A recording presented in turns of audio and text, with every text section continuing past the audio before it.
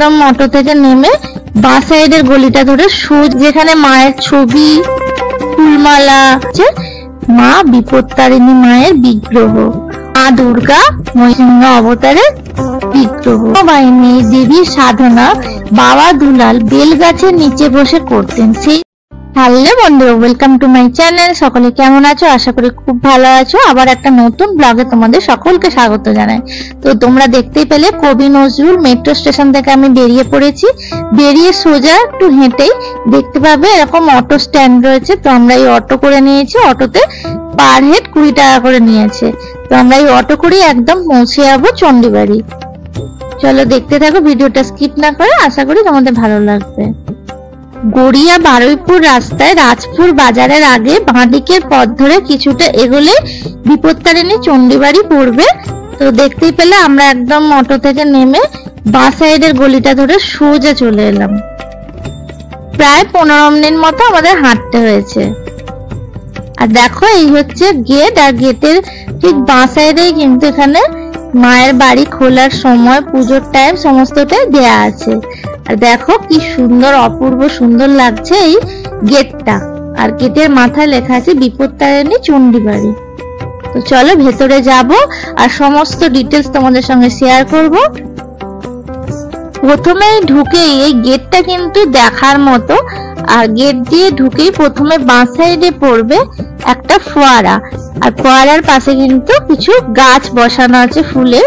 তবে ফোয়ারাটা দেখে মনে হচ্ছে বেশ কিছুদিন ধরে বন্ধ হয়ে আছে।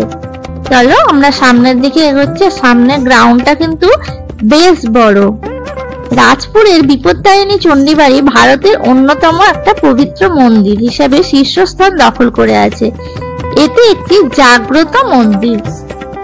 কিছুটা এগোলেই সামনে দেখতে পাবে এখানে বিনামূল্যে জুতো রাখার ব্যবস্থা আছে। ওনারা ব্যাগ দিয়ে দিচ্ছেন, ওখানে কিন্তু তোমরা জুতো রেখে ভেতরে প্রবেশ করতে পারো। আর কেউ যদি মনে করো এখানে কিছু টাকা নিজেদের ইচ্ছা অনুযায়ী দিতেও পারো, নাও দিতে পারো। আর এই দেখো এই সাইডে একটা টিপ পড়ারও জায়গা রয়েছে। আর একটু এগোলে দেখতে পাবে এখানে কিছু পাখি পোষা আছে, মানে খাঁচা করা আছে, পায়ের ভেতর কিছু পাখি আছে।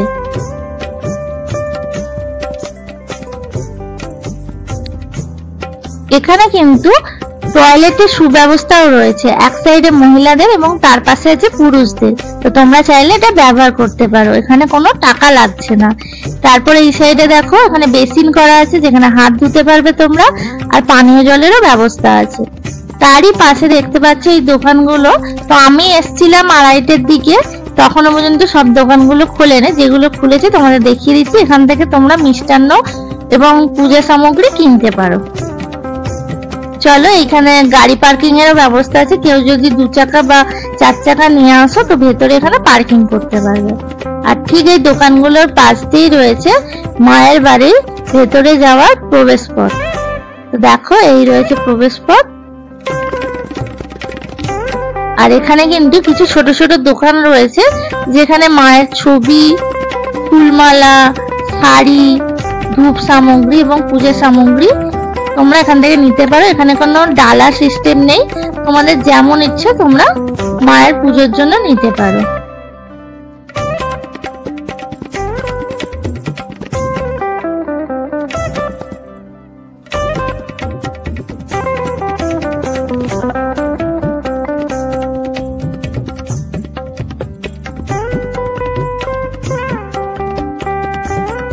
এখানে পুজো দেওয়ার সময় হচ্ছে সকাল 6টা থেকে বেলা 11টা এবং বিকাল 3টে থেকে বিকাল 4:30 পর্যন্ত।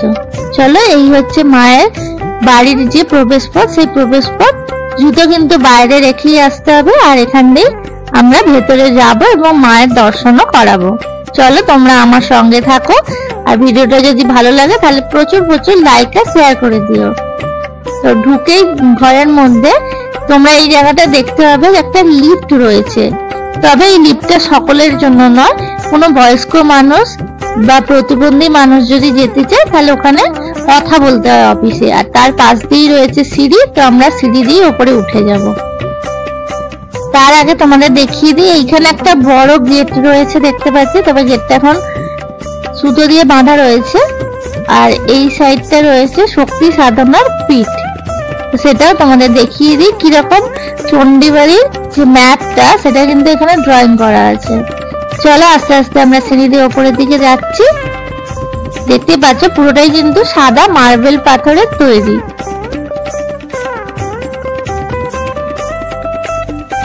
এই হচ্ছে সিঁড়ি, সিঁড়ি দিয়ে আমরা উপরের দিকে উঠছি আস্তে আস্তে। দোতলায় আছে মায়ের বিগ্রহ। এই দেখো একদম আমরা উপরে চলে এসেছি। আর উঠে প্রথমে ডান দিকে দেখতে পাবে গুরুর বাড়ি রয়েছে। আর এই দেখো মন্দিরটা তোমাদের একটু ঘুরিয়ে দেখায়। আর এই হচ্ছে মা বিপত্তারিণী মায়ের বিগ্রহ। অপূর্ব সুন্দর, দেখলেই একটা মনে শান্তি আসে। চলো তোমাদের মায়ের দর্শন করাচ্ছি। দেখো মায়ের ডান পাশে রয়েছে আরো একটি মায়ের বিগ্রহ এবং তার পাশে আছে কালী মায়ের মূর্তি। আর বাঁ দিকে আছে জগন্নাথ দেব এবং রাধা কৃষ্ণের মূর্তি। এছাড়াও ছোট ছোট অনেক ঠাকুর কিন্তু ওখানে আছে। আর মা হচ্ছে সিংহ বাহিনী। এই মন্দিরটি একটি জাগ্রত মন্দির, যেখানে ভক্তগণের সমস্ত বাসনায় পূর্ণ করেন দেবী বিপত্তারিণী। তো সকলে একবার মায়ের নামে বলে দাও, জয় বিপত্তারিণী মায়ের জয়।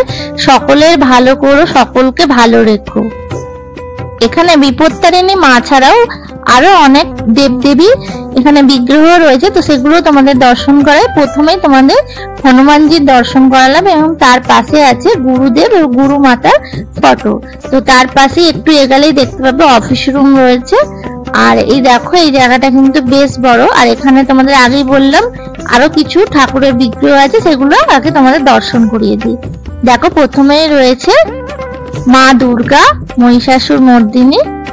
অপূর্ব সুন্দর লাগছে মায়ের মূর্তিটা, আর বেশ বড় হাইটের কিন্তু। এরপর তোমাদের দর্শন করাচ্ছি বিষ্ণুর চতুর্থ অবতার নৃসিংহ অবতার। আর এর নিচে কিন্তু এখানে সমস্ত কাহিনীগুলো লেখা রয়েছে, তো তোমরা এখানে এলে ওগুলো পড়েও নিতে পারো। আর এই দেখো এখানে রয়েছে নৃসিংহ অবতারের বিগ্রহ।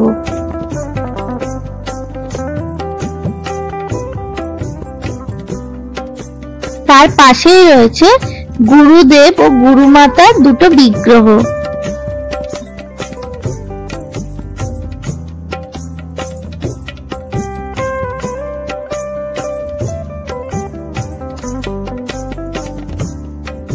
এরপর রয়েছে ভারতের বিভিন্ন সাধকের বিগ্রহ।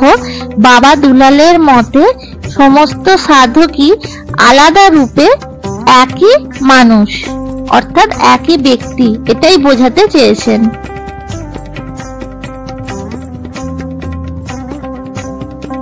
এরপর তোমাদের দর্শন করাচ্ছি হর পার্বতীর পুত্র সিদ্ধিদাতা গণেশ। দেখো অপূর্ব সুন্দর লাগছে। আর তার পাশে রয়েছে হনুমানজি।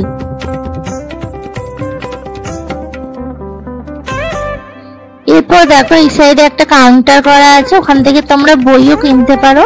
এখানে পুজো গ্রহণ করা হচ্ছে। দেখতে পাচ্ছ পুরো জায়গাটা কিন্তু বেশ বড়। আর উপরের দিকে দেখো ব্লু ব্লু কালারের যে বোর্ড গুলো লাগানো রয়েছে, এগুলো কিন্তু বাবা দুলালের যে মতবাদ সেগুলো কিন্তু এখানে দেয়া রয়েছে। তোমরা সেগুলো ওখান থেকে পড়ে নিতে পারো। এই মন্দিরের প্রতিষ্ঠাতা হলেন বাবা দুলাল। ওনার আসল নাম দুলাল চন্দ্র দাস। তার বাবার নাম সাধন চন্দ্র দাস ও মায়ের নাম বসন্ত কুমারী দাস। তিনি ছোট থেকেই সাধন ভজন করতেন। পরবর্তীকালে তিনি বিশিষ্ট সাধক হিসেবে পরিচিতি লাভ করেন। বহু পুরানো এই মন্দিরে আজও নিত্য পুজো হয়। সময় হচ্ছে ভোর 6টা থেকে বেলা 11টা এবং বিকেল 2:30 থেকে বিকেল 5:30 পর্যন্ত। সন্ধ্যা আরতি হচ্ছে 4:30। তো চলো আমরা আবার নিচের তলায় চলে এসেছি, একতলায়। এখানেও কিন্তু প্রচুর বিগ্রহ রয়েছে, সেগুলো দেখাবো। তার আগে দেখো এখানে একটা অপূর্ব সুন্দর পিকচার রয়েছে, মানে ড্রয়িং করা রয়েছে, তো সেটাও তোমাদের সঙ্গে শেয়ার করলাম একটু। নেবেই প্রথমেই চোখে পড়বে এখানে দেখো গৌর নিতাই রয়েছে। আর তার আগে দেখো বাবা দুলাল ও গুরুমাতার যে ঘর, যে ঘরে ওনারা থাকতেন, সেই ঘরটা এখানে খোলা রয়েছে। তবে তোমাদের ভেতরে গিয়ে দেখাতে পারলাম না। তো বাইরে থেকেই দেখালাম। তোমরা যদি ওখানে আসো, ওখানে কিন্তু তোমরা দর্শন করতে পারো। দেখতে পাচ্ছ এখানে কিন্তু গৌরনীতি সম্পর্কেও কিছু লেখা আছে, তোমরা এখান থেকে পড়ে নিতে পারো। চলো এরপর দেখি কি ঠাকুর আছে।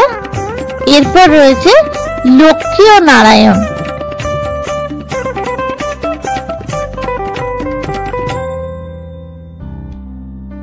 পায়ের কাছে রয়েছে গরুর পাখি ও লক্ষ্মী ঠাকুরের পেঁচা।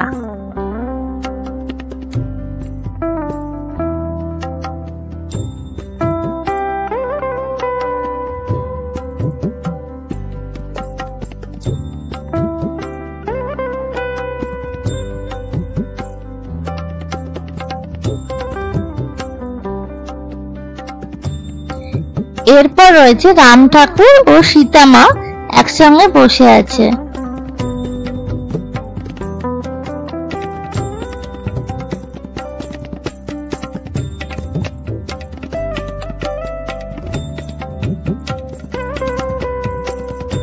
এরপর তোমাদের দর্শন করাবো নাগকুলের দেবী মা মনসা।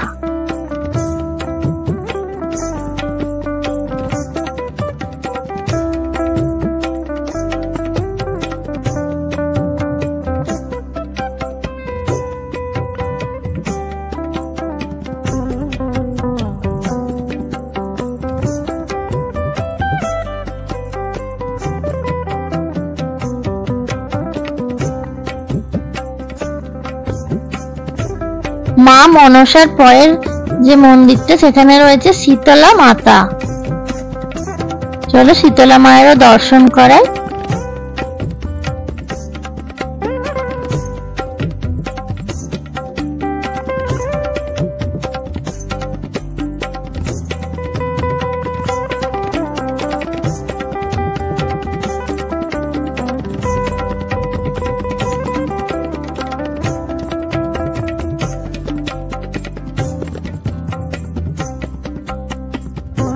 এতক্ষণ তো সমস্ত দেবদেবীর দর্শন করালাম, এবার এই মন্দির সম্পর্কে তোমাদেরকে কিছু জানাই।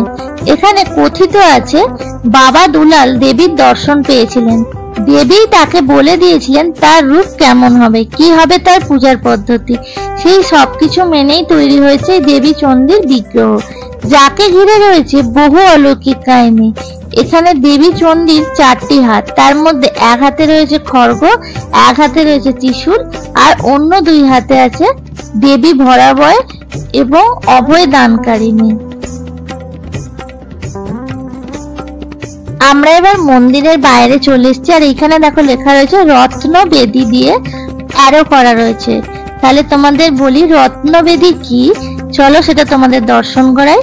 কৃষ্ণবর্ণা সিংহ বাহিনী দেবীর সাধনা বাবা দুলাল বেলগাছের নিচে বসে করতেন, সেই স্থানকেই বলা হয় রত্নবেদী। আর এই হচ্ছে সেই রত্নবেদী, যেখানটা খুব সুন্দর করে বাঁধানো রয়েছে, সেখানে কিন্তু সকলে প্রবেশ করতে পারে না। এই বোর্ডটার মধ্যে দেখো লেখা রয়েছে রত্নবেদী বাবা দুলালের সাধন পীঠ। তো এই সাধন পীঠ সম্পর্কে এখানে লেখা আছে, তোমরা যদি কেউ পড়তে চাও ভিডিওটা পজ করে ওটা দেখে নিতে পারো। আর এখানে ধূপবাতি দেওয়ারও জায়গা আছে, তবে ভেতরে নয়, বাইরে। ভক্তদের দাবি বাবা দুলালের কাছে গিয়ে কোনো মনস্কামনা জানালে তিনি অলৌকিকভাবে তা পূরণ করে দিতেন। আর আজও বাবা দুলালের অবর্তমানে এই মন্দিরে গিয়ে ভক্তরা মনস্কামনা জানালেও তা পূরণ হয়েছে ও হয়। প্রতি সপ্তাহে শনি ও মঙ্গলবার বেশি ভক্তদের জমায়েত দেখা যায়। এছাড়াও বছরে 2 বার বিশেষ পুজো রীতি প্রচলিত। তার মধ্যে সোজা ও উল্টো রথের মাঝে মঙ্গলবারে হয় বিপত্তারিণী পুজো, আর ওই দিনই ভোর থেকে পুজো শুরু হয়ে যায়। এখানে দেবীকে 13 রকমের ফল মিষ্টি দিয়ে পুজো দেওয়া হয়। আর এক বিশেষ পুজো হয় দুর্গা পুজোর নবমীর দিন। এখানে দেখো একটি পুকুরও দেখতে পাচ্ছি, আর এই সাইডে প্রচুর গাছপালা অর্থাৎ বাগানের মতনও করা আছে। দেখো গাছে দেখতে পাচ্ছি আম ঝুলছে, তারপরে ইঁচড় ঝুলছে। তাহলে আজকের ভিডিওটা তোমাদের কেমন লাগলো অবশ্যই জানিও, আর ভালো লাগলে প্রচুর প্রচুর লাইক ও শেয়ার করে দিও। আমি এবার এখান থেকে বেরিয়ে যাচ্ছি, আবার দেখা হবে নেক্সট ভিডিওতে। ততক্ষণ সকলে খুব ভালো থেকো, সুস্থ থেকো। আজকের মতো টাটা।